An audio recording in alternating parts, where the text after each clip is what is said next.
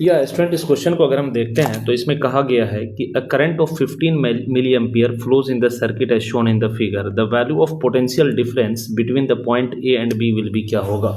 तो यहाँ पर हमें टोटल करंट दे रखा है कि टोटल करंट आई जो है वो 15 मिली एम्पियर है, मतलब कि 15 इंटू 10⁻³ एम्पियर है, ठीक। और अब हमें टोटल वोल्टेज पता करना है यानी V पता करना है। तो इसके लिए अगर हमें टोटल रेसिस्टेंस यानी R इक्विवेलेंट पता चल जाए तो हमारा काम हो जाएगा, ठीक है।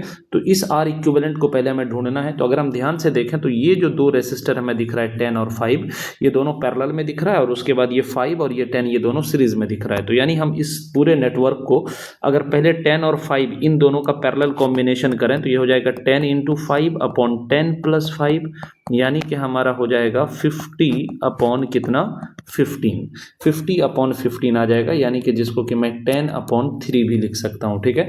तो ये पूरा नेटवर्क हमारा कुछ यूं हो जाएगा कि एक तो ये 5 किलो ओम जिसको मैं यहाँ दिखा देता हूँ, और इन दोनों का पैरेलल कॉम्बिनेशन कितना आ जाएगा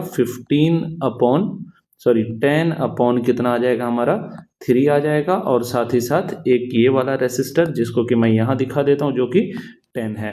और इसमें जो करंट है ये हमारा A हो गया, ये हमारा B हो गया। करंट हमें दे रखा है कितना 15 into 10⁻³ this is our current.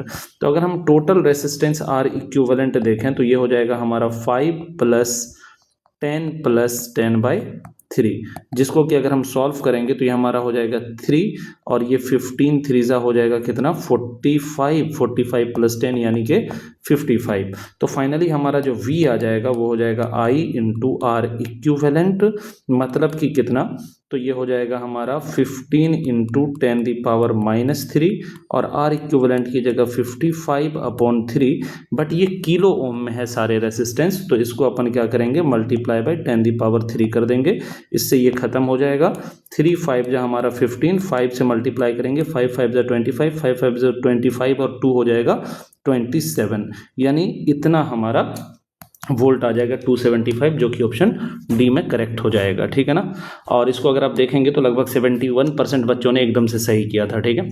तो आप इस तरह से इस क्वेश्चन को कर सकते हो। Thank you so